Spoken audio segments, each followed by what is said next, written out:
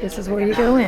It was $5 a person, and you can take pictures and video. What is that paper? It just tells us what everything is. Do you want me to grab another paper, please? Since we can't see that one. This is the history hallway. Yeah, it's a very small, just 2 rooms and a hallway, but there's a lot of stuff to look at and read about, so, you know, it can take time.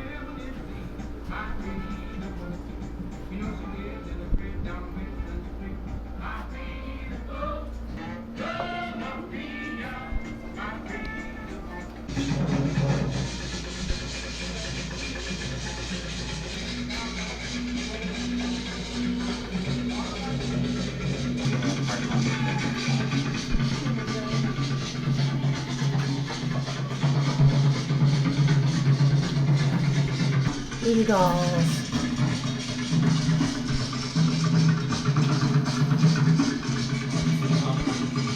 Oh. My goodness, look at how VooDoo dolls works.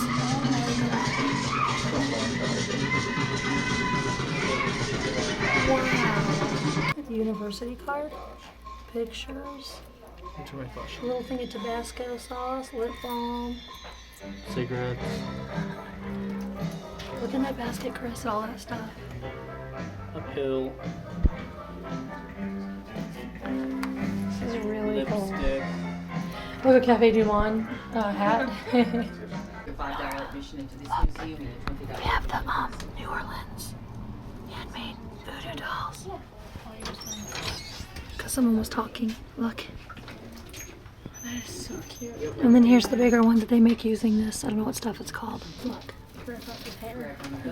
No, it's some kind of like tree stuff. See? Oh my gosh. That is so cool. This way. Kicks evil back. VooDoo chicken foot. Oh my goodness, look, Manara. Hang it in a home car business. If anyone tries to rob or steal from the VooDoo chicken foot, the evil they have done will be kicked back on them. Yes. That's neat. I'm gonna look over here. Which one do you want to look at?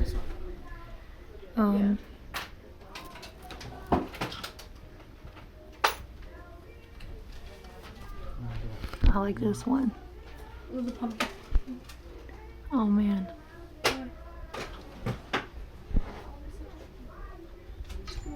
Oh, it's moss, Manara. What? It's moss. Oh man. Okay. Well, before we go, I want to know what you guys think. It wasn't very tacky. No, I don't think it was tacky at all. Like, a lot of the things in there, they looked old, and they had were old. things that explain the history. I want a purple trash can. Me too. So yeah, they explained the background story of it all. So that was pretty cool. That was really cool. Instead of just having like a bunch of weird voodoo dolls on the Yeah. wall and not really having anything to say, just aesthetically pleasing. This place was dark, and it like everything it had to offer, it was there for you to read about. Like you couldn't just walk in there, look at everything on the wall, and walk out because you're like, what Some even people is do. It's Read the so- reviews. Are like, oh, it took me 3 minutes to look and leave. I'm like, that's not It what was you go there actually for. really educational. Like you learned a lot about like voodoo and Yeah. what all, I didn't even know about what was that like the I'm gonna be so honest. Chris. I'm gonna be so honest. I walked in there, and I looked at everything. I was like, wow. I was like, there's 3 rooms, and they're very Same. small.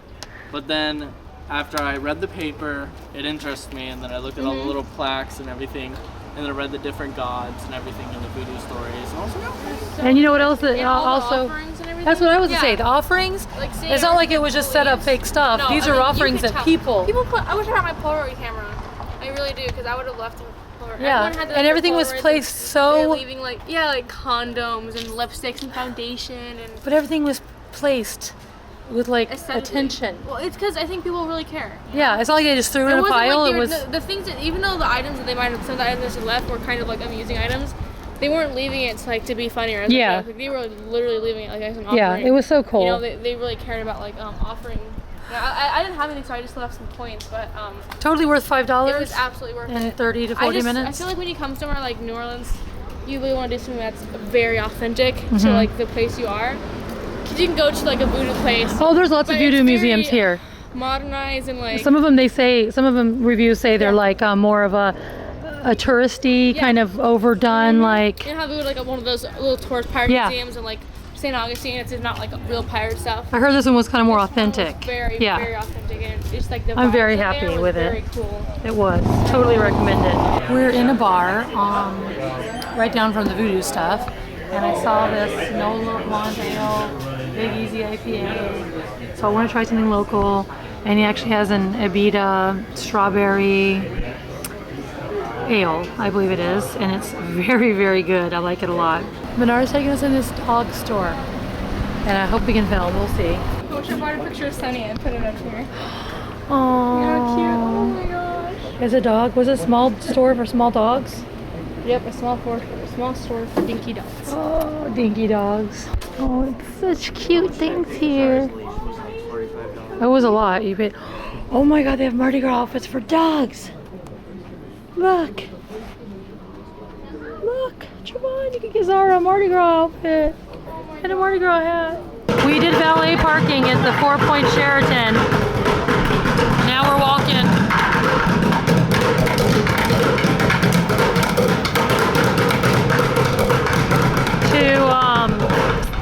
I want to get a drink. Someone said I had to try a hurricane, so I'm going there. What's the name of the place? Pat O'Brien? Yeah. Pat O'Brien. That's where I'm going to go to get a hurricane. Where are you going? Ha. Scary.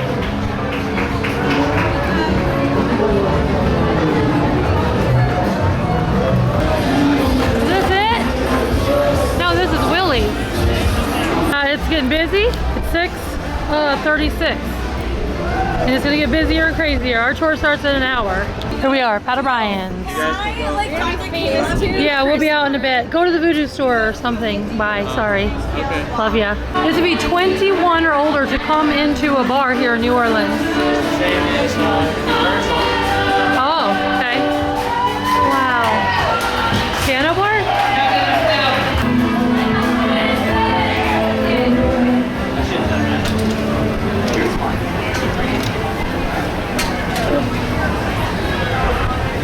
Oh, this is cool. There's lots of bars in here. Oh, patio bar, piano bar, and main bar. Wow, it's nice.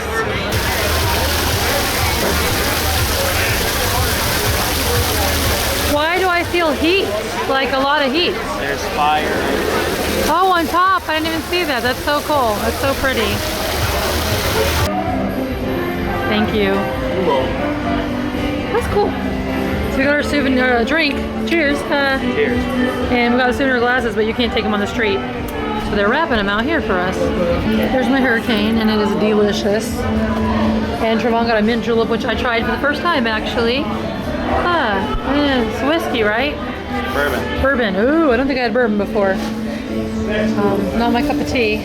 Is your cup of bourbon then? No. Look how beautiful, you guys. Oh, it's just so beautiful. It's just gorgeous. Oh, that drink. Look, you guys, all the skulls on the balcony with all the Mardi Gras beads. Isn't that cool? Oh my God. We are actually early to our ghost tour. Earlier than the early time we're supposed to be here, so we're not gonna miss it tonight. This is Conti, so now we just need to find Royal. This is Conti? I think it's down here. Yeah, it's down here, I think. How could we have missed the tour last night with that noticeable sign? And the phone number. We did call the number all day and they never answered. Thank you. But this is it, guys. Witches Brew Tours. You booked on TripAdvisor. Of course, you'll know how I like it when we're done. We've been on the tour. I don't know how long. 30 minutes, 40 minutes. He's telling a lot of history, and the ghost stories aren't like elaborate, fake, made-up things. They're actually real history that aren't really scary, just more interesting. Just educational.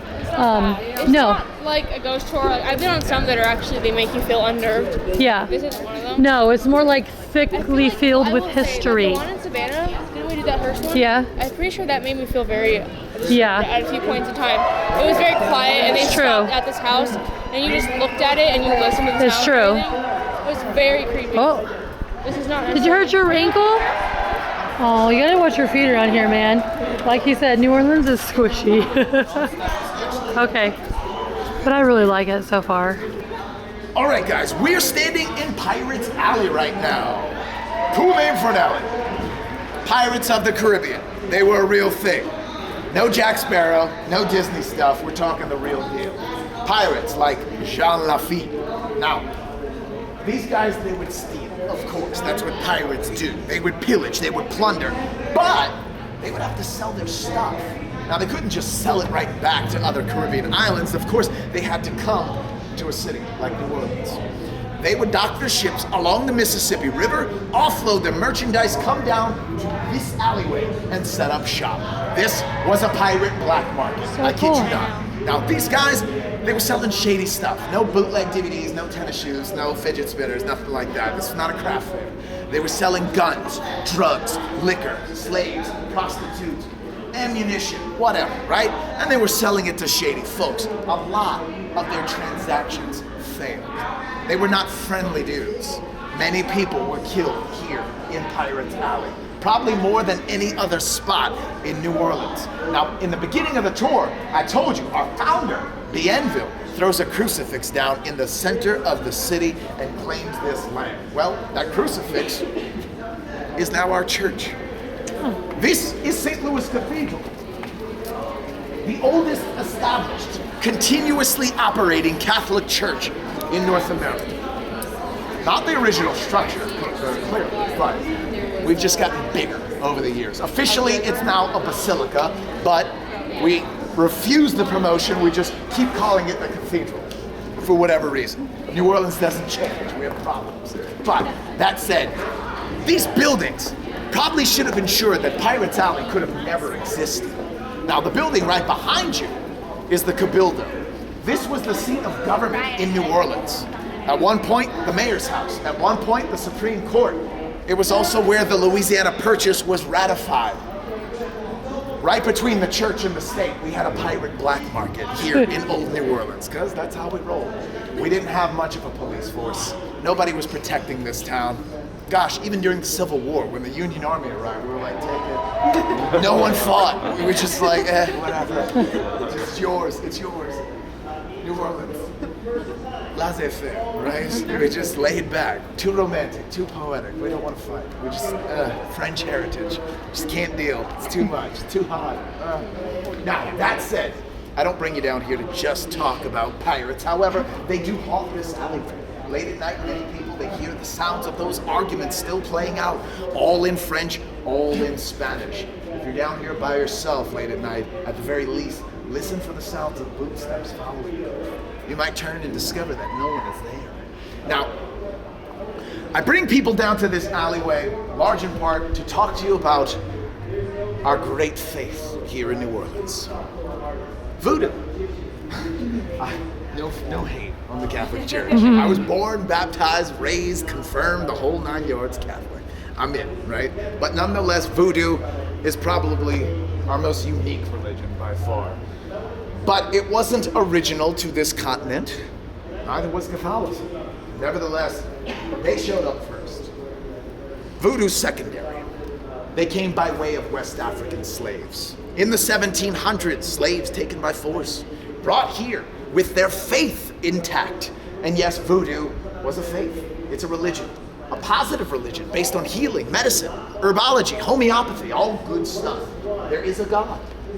There are intermediaries, loas, orishas, similar to saints or angels.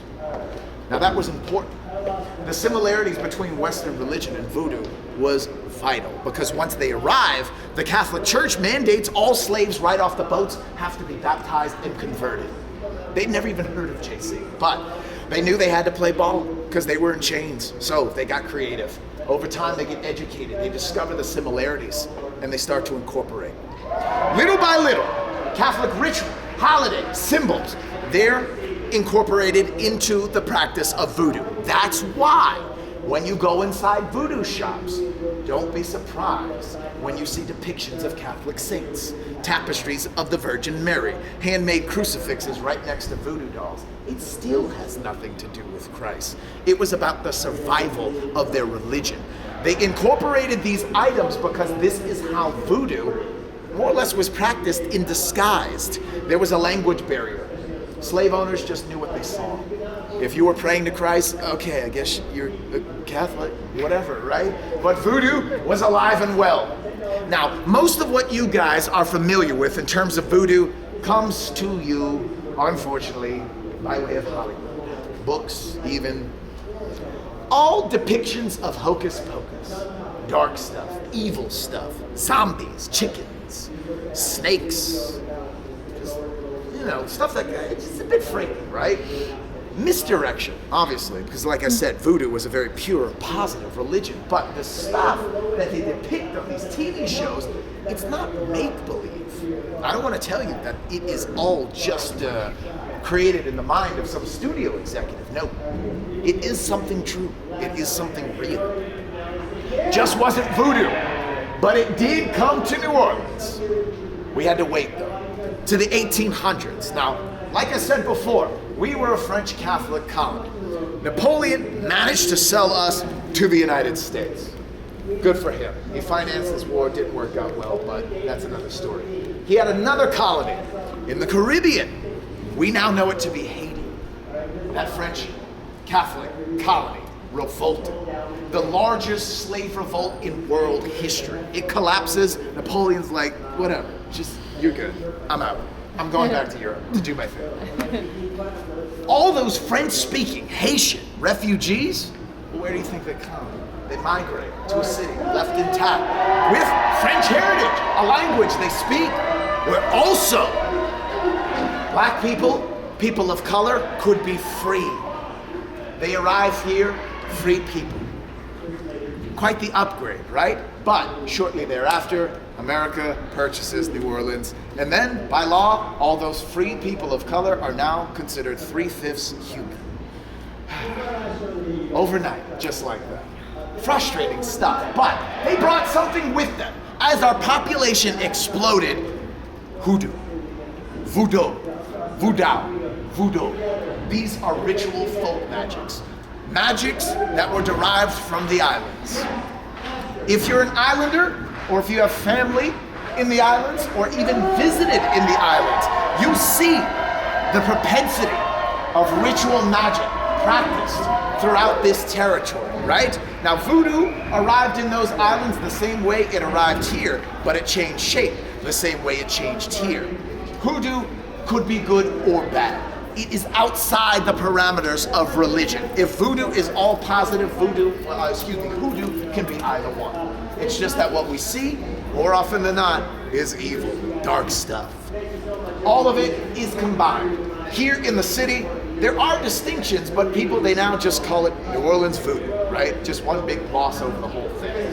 And it's all still practiced here in the city, but it was never more popular than when our voodoo queen was alive and well. Now, do you guys watch American Horror Story? Anybody watch Coven season 3? Yes, indeed. Yes, indeed. I've been talking about ghosts. Like, not even speaking about ghosts. On that show, Angela Bassett played our voodoo queen, a woman named Marie Laveau. Now, she was a true person. She was not just some piece of fiction. She was a free woman of color, born here in the city in 1801, Haitian descent. Now, she was a brilliant gal. Taught herself to read and write the language of this city all on her own. Now, she was an entrepreneur as well, a hairstylist. Why? Well, because she was interested in, kind of taking the back door towards power. She understood that to become a person of influence here in this town as a free woman of color, you would have to know things. And what better place to hear secrets than in a hair salon? Yes, indeed. Marie Laveau gleans all sorts of insight throughout this city. But over time, she doesn't just resign herself to be satisfied with the secrets of old New Orleans. She wants American secrets. They start coming to our city after 1803, but they didn't want to live with us. Like I said, we were just too lazy, too romantic, too poetic. They start building on the other side of town. Now, if any of you guys are staying on Canal Street or on the other side of Canal Street, that was our neutral ground, our dividing line. That was the American sector. Americans call this the French Quarter. That's how we get our name.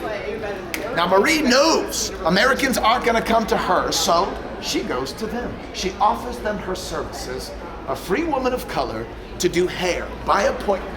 Now, this was kind of cool. She would go inside the house, she would knock out half a dozen gals all in one day. She came face to face with the rich housewives of New Orleans. Now, these women, they were a bit wild, but they were also curious about a lot of things in their new home. They came here with superstition. They wanted to know about voodoo. Of course they did. So they figured, well, what better way to find out than to ask one of these freak black people right here inside of our home? They asked Marie. Now Marie tells them what they want to hear. She says, oh, well, you're in luck, because I just so happen to be the queen of voodoo in this city. I'll teach you whatever it is you want to know. But not only that, I'll do you one better. I will preside over voodoo ceremonies right inside of your house. I'll tell you your future, your past, your present. I will give you spiritual guidance. They ate this up. This was a big thing. This was like Miss Cleo from the psychic hotline coming into your living room, right? Am I the only one that called, guys? Seriously? I'm the only one that called. Okay. Now, that said, Marie Laveau, unfortunately, was not telling the truth because she was Catholic. She was born and baptized and raised Catholic. This wasn't forced upon her. The reason why I bring all of my guests into this alleyway to talk about voodoo is because our voodoo queen went to mass every day inside of that building. Praying to Jesus. Who'd have thunk it? But she actually confers with authentic voodoo priests and priestesses, and she tells them of her plans to fleece the rich white American folks of New Orleans. Why? Well, because she was a bit of a social crusader. We talked about the wealth of New Orleans. By 1840, we're the richest city in the US, fourth largest. There was no redistribution of wealth. She would ensure that it took place. She made a career out of robbing from the rich and giving it all to the poor by way of manipulation. Voodoo.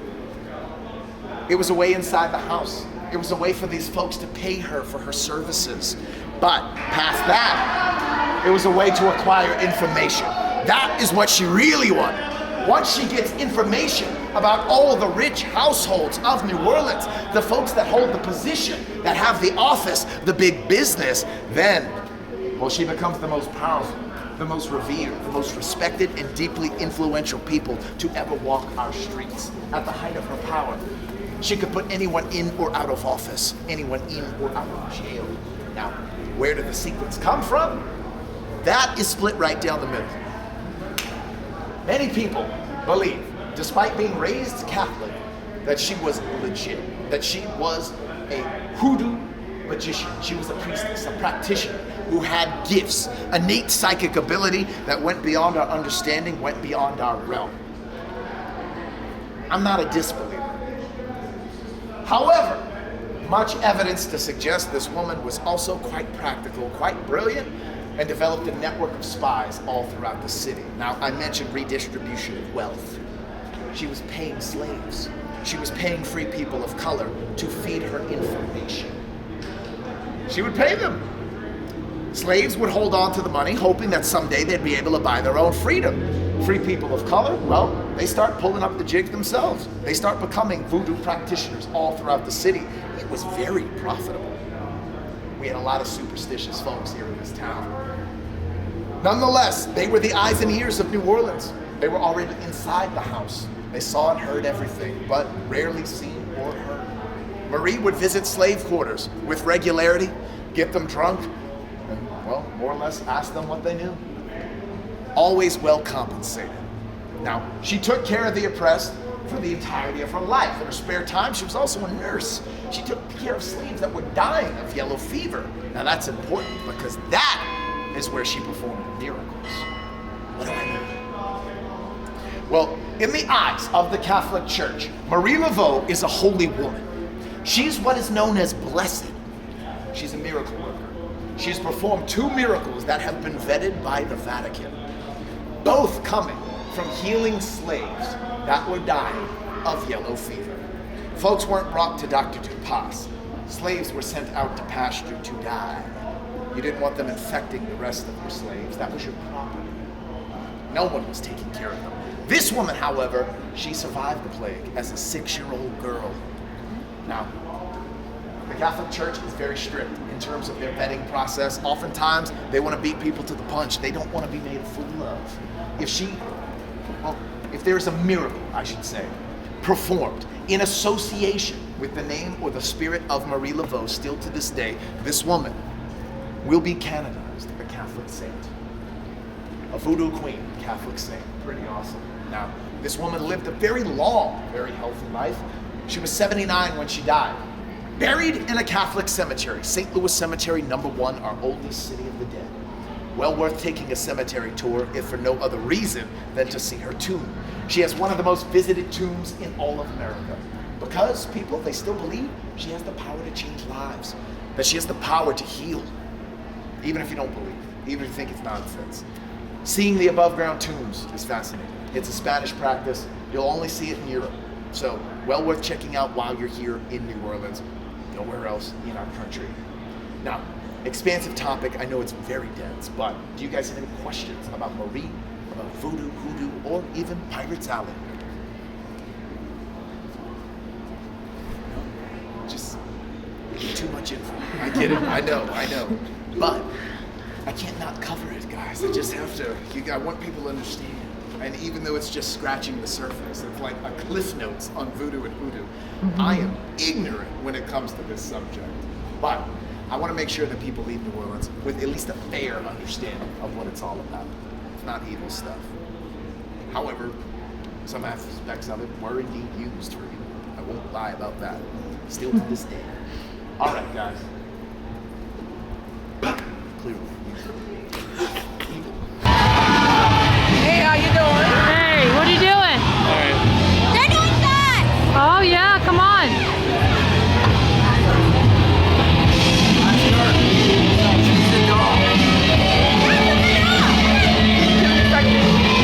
There you go. Make sure you pay her. Watch her go from good to bad. There you go.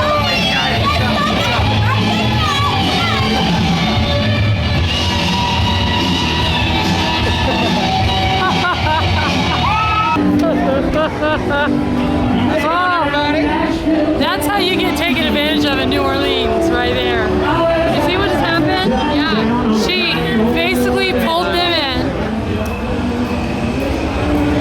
gave them shots, injected them with shots, and then was like, it's $24. $24. So be careful. If you're gonna do something like that, see how much it costs first. $24. $24. That's how you take advantage of in New Orleans right there, right? Holy crap. Oh my God, look at these people, they're crazy. So crazy. Oh yay, we're back to the car. We pay like $30 to park. We spent $50, $60 on parking today. I don't even know. It's hard. People said Uber from your hotel, which would have been cheaper, but whatever. That was funny, wasn't it? Was that an experience? Expecting her to do it with her mouth. Me neither. She put it in her mouth. I was like, ugh. I felt like a baby bird feeding. Oh, she was getting into that, man. She offered one of Minara. They have non-alcoholic and alcoholic. So Chris got the non-alcoholic, Trevon got the alcoholic. Was there much alcohol in it, Trevon? Wait a minute. Not very much. I go to the bathroom first before we get our car. I can't wait. Oh my gosh, so then when they offered Minara, the non-alcoholic version, when I found out how much they were, I mean, when she heard how much it was, she's like,